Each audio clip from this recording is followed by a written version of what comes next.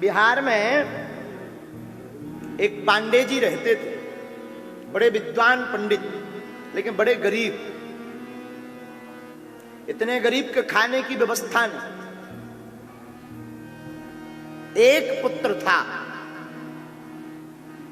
एक, उसको जैसे तैसे पुरोहित कर्म करके बालक को पढ़ाया लिखाया।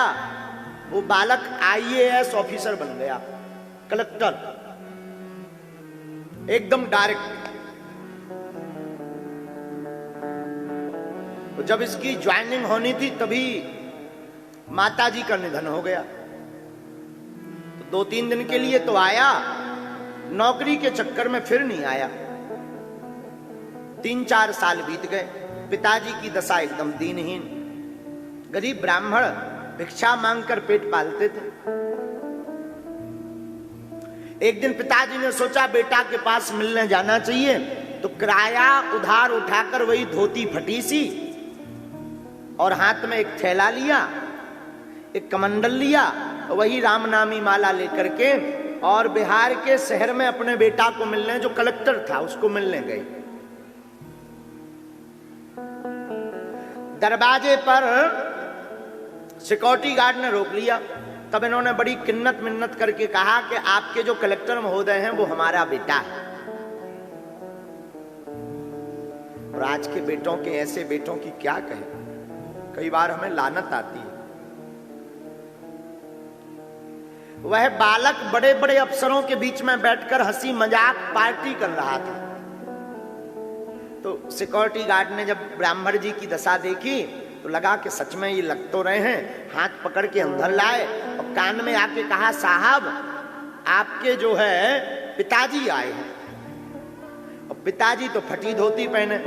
बालक ने फटी धोती देखी। अब बड़ी बड़ी मैडमें, बड़ी बड़ी अधिकारियां और अधिकारी टेबल पर बैठे पार्टी कर रहे थे। इस बालक ने सोचा कि बताओ ये क्या कहेंगे, इनके पिताजी ऐसी हालत में ऐसे रहते हैं, छवि खराब ना हो जावे। ये इतना निकम्मा निकला कि पूरी समाज में बोला। लोगों ने कहा कि आपके पिताजी आए हैं। मित्रों ने कहा नहीं नहीं, हमारे पिताजी नहीं, हमारे पिताजी के मित्र आए हैं जो पिताजी जैसे ही हैं। पांडे जी की आंखों में आंसू आ गए। राम राम राम राम राम। पूरी जिंदगी जिस बालक को बनाने में लगा दी, दरअसल हम इसके पिताजी के मित्र नहीं हैं, इसकी माताजी के मित्र थे। और इतना कहकर के पांडे जी ने प्रण लिया कि अब लौट करके ना हमें घर जाना है, ना लौट कर इससे कोई नाता रखना है। तुरंत दौड़कर श्रीधाम वृंदावन चले गए। वो बालक अभी भी जीवित है। खूब मनाया उस बालक ने, लेकिन लौटकर पांडे जी नहीं माने। भगवान के भक्त बन गए। खूब रोया बालक, बड़ा पछताया, लेकिन लौटकर नहीं माने। इस कथा का तात्पर्य हम आपको ये निवेदन करना चाह रहे, भगवान की कृपा से, पिता माता की कृपा से तुम्हें अगर कोई पद मिल जाए ना, कोई दिक्कत नहीं, भगवान करे उससे बड़ा पद तुम पा जाना, पर कभी अपने माँ बाप की इज्जत करना मत भूलना। अभी कुछ दिन पूर्व हम काशी गए थे, काशी, माता पिताजी के साथ। हवाई जहाज से पहली बार माता पिताजी के साथ हमारी माताजी बैठी, पिताजी बैठे, हम बैठे, यात्रा की पहली बार, कुछ दिन पहले। सत्य घटना बता रहे हैं। वहां अधिकारियों को पता लगा, सब अधिकारी जो है मिलने के लिए, स्वागत करने के लिए एयरपोर्ट आए। वहां हम ठहरे। दूसरे दिन प्रातः काल विश्वनाथ जी के दर्शन करने जब गए तो काशी में हल्ला हो गया, बागेश्वर महाराज आए हैं। तो गेट पर खूब लोग मिल गए। वहां के एक जो उच्च अधिकारी थे, एसडीएम और आईएएस महोदय, वो दोनों जो है हमको दर्शन कराने ले जा रहे थे, हमारा हाथ पकड़कर। अंदर गए तो अंदर उस जिले के मुखिया, कलेक्टर महोदय खड़े हुए थे। तो उन्होंने कहा कि आप आ गए, आपके साथ कोई और तो नहीं है गुरुजी, ताकि हम उनको भी बुला लें। आपके साथ और कौन आया है? पता नहीं अचानक हनुमान जी ने कैसी हमारी वाणी निकाल दी। हमने कहा श्रीमान जी हमारे साथ तो कोई नहीं आया, हम खुद अपने माता पिता के साथ यहाँ आए। महाराज वो बात कैसे निकली हमें भी होश नहीं, अब वो इतिहास बन गया, हमें भी होश नहीं कैसे निकली।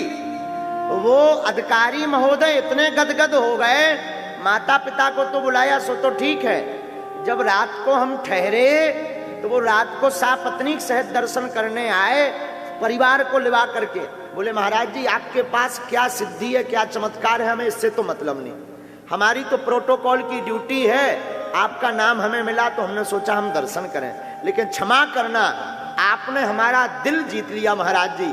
आज तक जितने भी लोग विश्वनाथ मंदिर आए उनसे पूछते थे कि और कौन कौन आया, तो वो कहते थे कि हमारे साथ हमारी माँ भी है, हमारे पिता भी है, लेकिन पहली बार हमारा दिल किसी ने जीता है जिसने ये कहा हो कि हम माता पिता के साथ आए।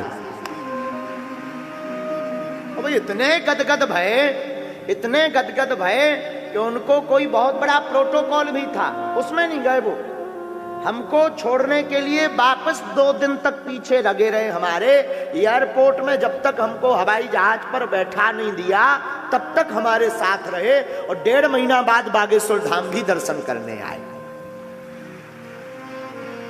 ये माता पिता का आशीर्वाद है।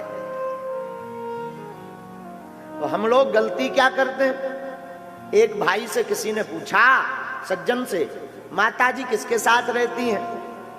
उसने बड़ा प्यारा जवाब दिया, बोले माता जी किसी के साथ नहीं रहती, हम आज भी अपने माँ पिता के साथ रहते हैं। अब आजकल तो बंटवारा चल गया, माता जी बड़े भैया के हिस्से में, पिताजी हमारे हिस्से में, माता जी छोटे भाई के घर पे खाना खाएंगी, पानी यहां पिएंगी। अरे राम राम राम, कभी माँ ने बंटवारा नहीं किया कि आज हम केवल बड़े बेटा की सेवा करेंगे, छोटा बेटा भूखा रहेगा, आज हम केवल छोटे बेटा की सेवा करेंगे, बड़ा बेटा भूखा रहेगा। क्या कभी किसी माँ ने ऐसा किया? जवाब दो। फिर माँ को क्यों बांट लेते, माँ बाप को क्यों बांट लेते? क्या गुजरती होगी उन माँ बाप पर, क्या गुजरती होगी? क्षमा करना। भारत में अगर बेटियों को माता पिता के रखने की जिम्मेदारी होती तो आज पूरे भारत में एक भी वृद्धाश्रम नहीं होता। लेकिन वही बेटियां जब किसी घर में बहू बनकर जाती और वो बहू सास ससुर को माँ बाप मान ले, तब भी भारत में एक भी वृद्धाश्रम नहीं होगा।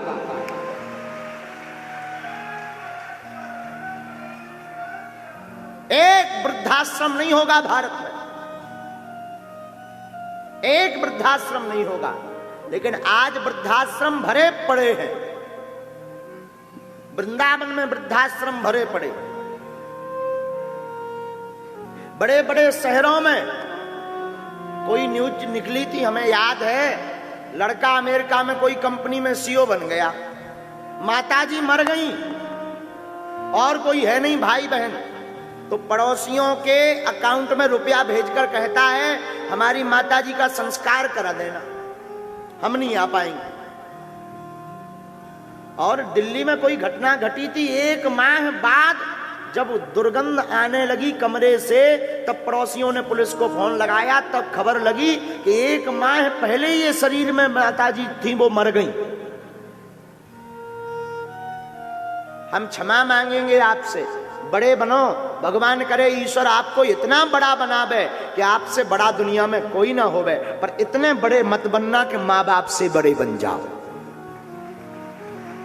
जहां जाना माँ बाप को लेकर जाना। और आज तक जो माँ बाप पर तुमने भूल की सो हो गई, कोई दिक्कत नहीं। आज जो जो कथा सुनकर जा रहे, घर जाना माँ बाप को प्रणाम करके एक बार क्षमा जरूर मांग लेना, एक बार मांग लेना, एक बार मांग लेना, कुछ नहीं बिगड़ेगा, कुछ नहीं बिगड़ेगा। माँ बाप गदगद होकर के इतनी दुआएं देंगे तुम्हें, इतना लाड लड़ाएंगे, इतना लाड लड़ाएंगे कि पूरी दुनिया की खुशी तुम्हें आज ना मिल जाए तो हमारा नाम बदल देना। आज जाकर तुम प्रणाम जरूर करना अपनी माँ को। सासू माँ हो, ससुर जी हो, जो भूल हो गई सो हो गई, हम क्षमा मांगते। देखना तुम्हारा घर कल से ही मंदिर बन जाएगा। पर तुमको ये दरबारों में आने की, कलेश शांति की, ग्रह शांति की पूजा, टोटका, उपाय, ये सब तुम्हें करने की आवश्यकता नहीं पड़ेगी। माता पिता की पूजा ही तुम्हारे लिए उपाय होगा।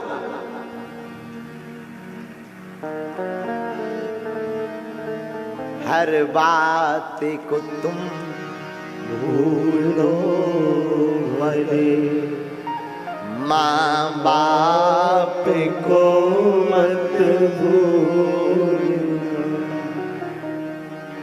एहसान तुम पर किया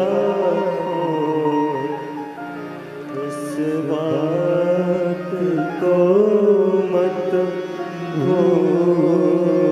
माँ बाप के एहसान तुम पर लाखों, इस बात को मत भूलना, हर बात को तुम भूलो माँ बाप को मत भूलो। और ज्यादा कहेंगे तो हम डूब जाएंगे, फिर कथा नहीं बोल पाएंगे, हमारा चित्त यहीं चिपक जाएगा।